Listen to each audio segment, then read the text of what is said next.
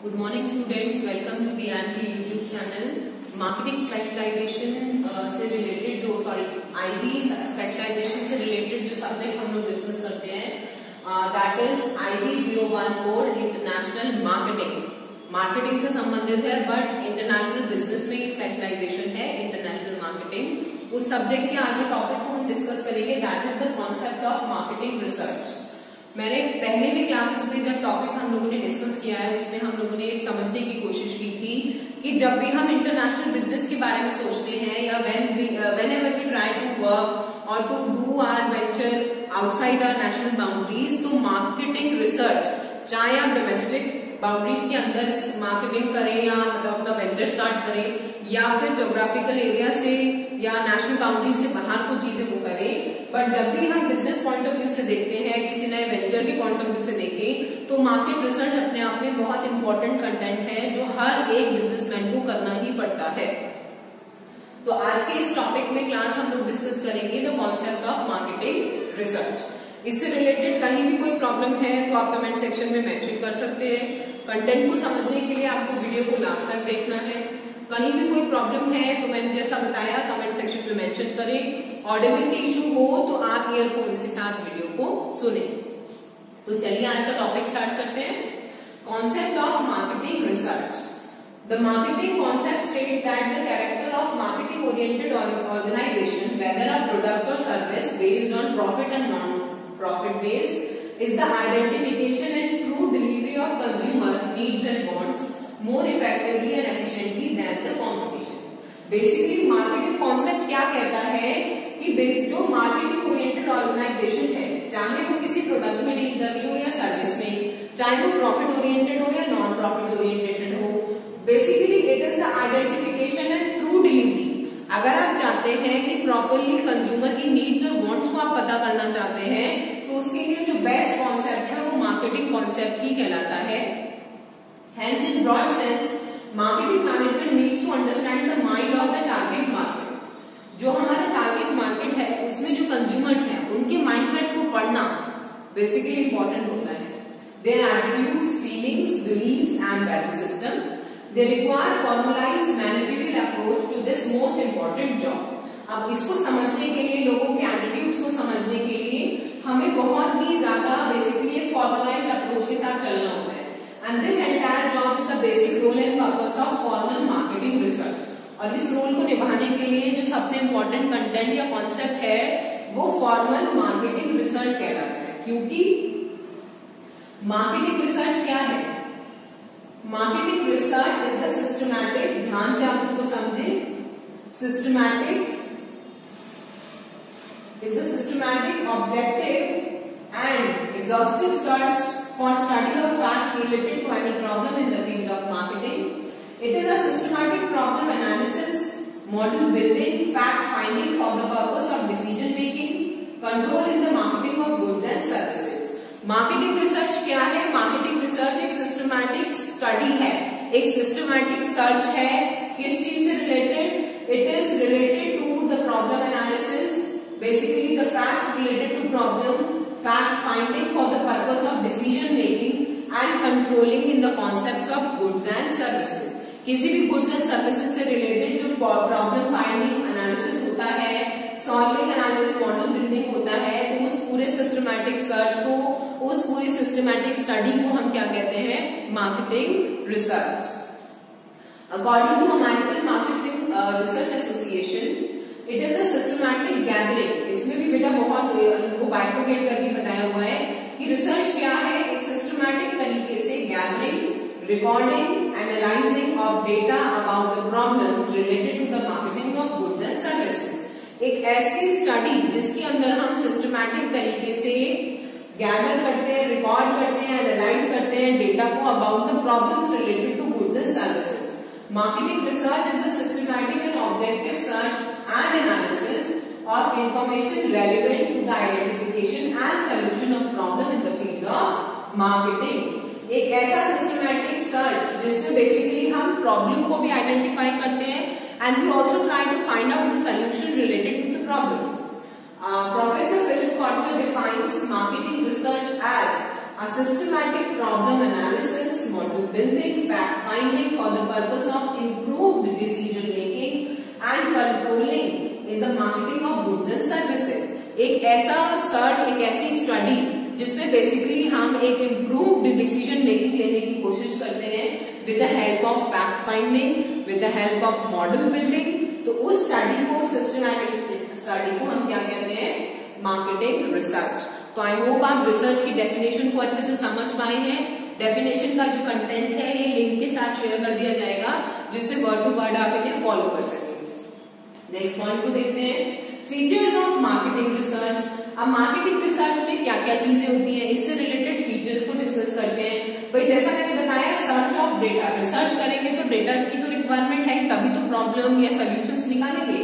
It is a search of data which are relevant to marketing problems in different functional areas, जैसे कि consumer behaviour, about product, sales, distribution channel, pricing and physical distribution. Data इन सब चीजों से related gather होता है और यहीं से कहीं ना कहीं प्रॉब्लम्स होती हैं जो इसका सोल्यूशन हमें उस मार्केटिंग रिसर्च में करना होता है, एक अच्छी डिसीजन मेकिंग लेनी होती है। नेक्स्ट फीचर होता है आपका systematic. It has to be carried out in a systematic manner rather than hazardous way. The whole process should be planned with clear objective. Research कभी भी किसी भी तरीके से नहीं किया जाता।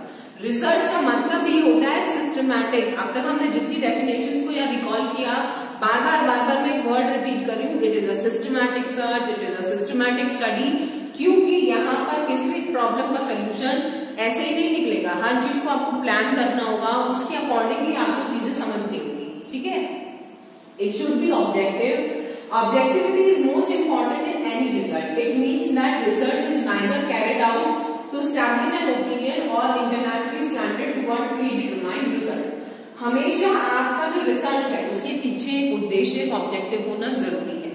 अगर आप कोई ऑब्जेक्टिव लेकर रिसर्च करते हैं तो आपको प्रॉब्लम सॉल्विंग करना, मॉडल बिल्डिंग करना आसान हो जाता है, बट अगर आपका कोई उद्देश्य नहीं है तो रिसर्च करने का क्या फायदा होगा? ठीक है, it is a process, it involves various steps, जैसे gathering, recording, analysis of data. भाई हमने पढ़ा कि it is a systematic study of data, तो सिस्टमैटिक स्टडी में पूरा प्रोसेस इन्वॉल्व होता है। डेटा को गैदर करना होता है, रिकॉर्ड करना होता है, एनालाइज करना होता है, तभी तो आप चीजों को फाइनलाइज कर पाएंगे। ठीक है, इसके बाद बात करते हैं objectives of marketing research. Marketing research में be conducted for different purposes. The main objective or the purpose of marketing research are as follows. बहुत अलग अलग पर्पस होते हैं मार्केटिंग रिसर्च करने के, बट जैसा कि हमने अब तक समझने की कोशिश करी तो इसमें डिफरेंट ऑब्जेक्टिव्स और पर्पस हैं जो हम वन बाय वन डिस्कस करेंगे। सबसे पहले है to estimate the potential market for new product to be introduce. कोई भी मार्केट के अंदर नया प्रोडक्ट अगर लॉन्च होने वाला है तो आपको मार्केट का अगर एस्टिमेशन करना है तो आप कर सकते हैं मार्केट रिसर्च से। दूसरा है to know the reaction of consumers to a product already existing in the market. जो ऑलरेडी मार्केट में प्रोडक्ट है और आप कस्टमर से उनके रिएक्शन जानना चाहते हैं तो आप रिसर्च के द्वारा जान सकते हैं। Third is to find out general market condition and tendency. Normal market में क्या कंडीशंस हैं, क्या टेंडेंसी चल रही है, वो भी रिसर्च के द्वारा पता चली जा सकती है। Next is to find out better method of distributing the products to consumers. तो और अच्छे कितने मेथड्स के थ्रू आप अपने प्रोडक्ट को कस्टमर तक पहुंचा सकते हैं, वो आपको पता चलता है। To know the types of consumer buying a product and their buying motive, to know their opinion about product and to get their suggestion improve of a product.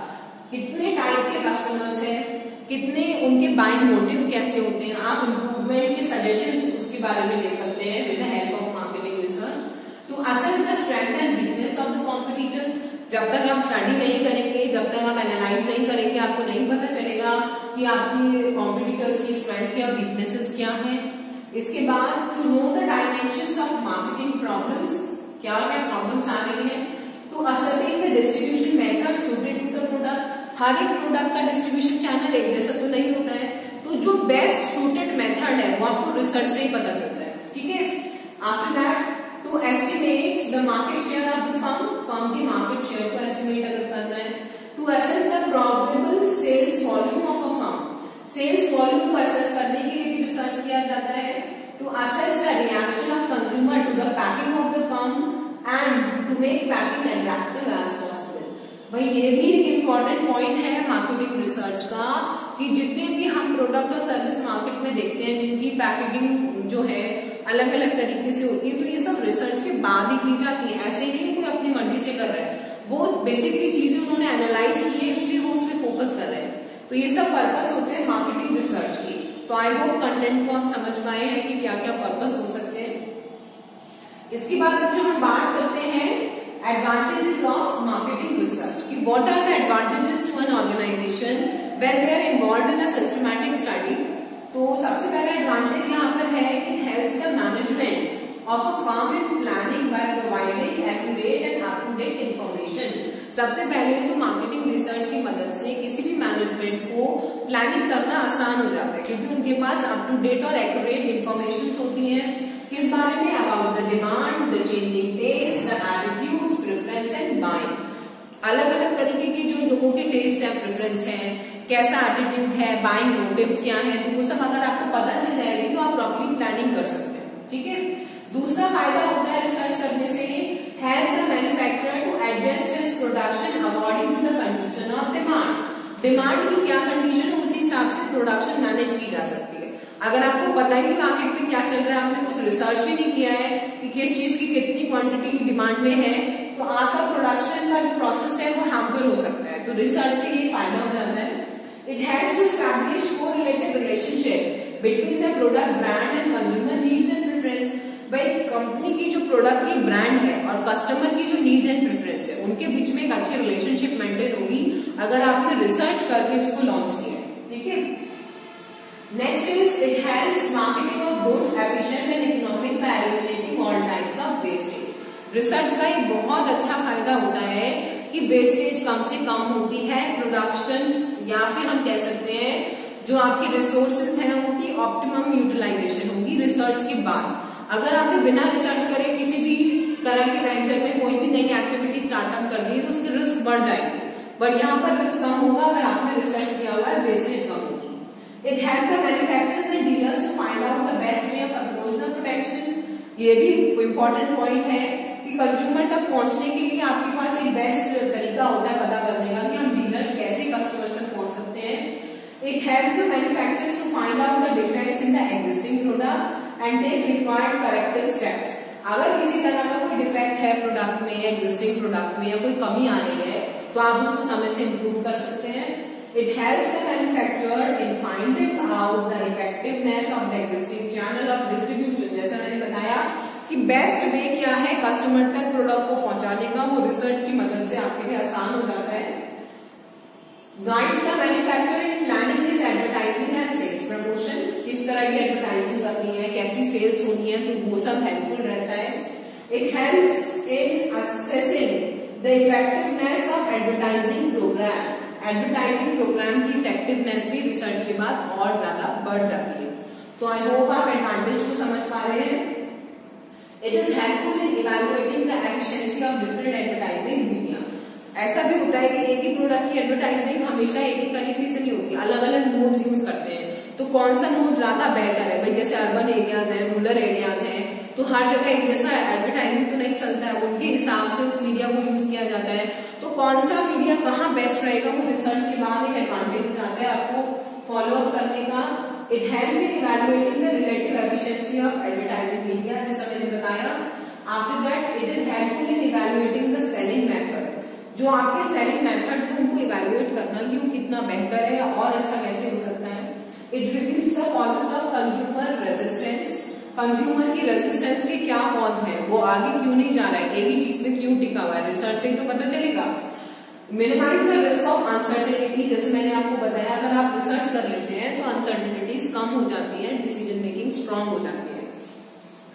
It reveals the nature of demand of firms product. It indicates whether the demand for the product is constant और seasonal. Research से आप ये भी ध्यान दे सकते हैं कि किसी भी प्रोडक्ट की जो डिमांड है वो सीजनल है या फिर जो डिमांड है वो ऑल ओवर द ईयर रहती है, कितनी डिमांड है तो वो आपको पता चल जाएगी रिसर्च की हेल्प से।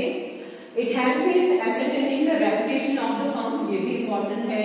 Determining the range within which the products are offered that is helpful in determining the size, color, design, prices of the product of the firm. ये भी इम्पोर्टेंट पॉइंट है कि भाई फर्म के product की क्या क्या रेंज हो सकती है, किस किस प्राइस में वो डिमांड में है, वो रिसर्च से आपको आसानी से पता चल जाएगा। हम देखते हैं ना कि बहुत सारे प्रोडक्ट की अलग अलग रेंज आती है, कम कॉस्ट की, हाई कॉस्ट की, ज्यादा क्वांटिटी की, कम क्वांटिटी की, साइज की, तो ये सब रिसर्च की हेल्प से होता है। It would help the management to know how patent, licensing and legal restrictions affects the manufacturers. Research से तो पता चलता है कि लाइसेंसिंग या फिर जो पेटेंट है वो कितना उनकी सेल को अफेक्ट कर सकता है। भाई जो लाइसेंस या पेटेंट गुड होते हैं उनको लेने में कस्टमर सोचता नहीं है, अदरवाइज जो पेटेंट नहीं होते हैं उनको हम सोचते हैं कि ले या ना ले, रिस्की है वो खरीदना। तो ये रिसर्च से आपके लिए आसान हो जाता है। It is helpful to determine the actual prices and price range, price तय करने में हेल्पफुल होता है।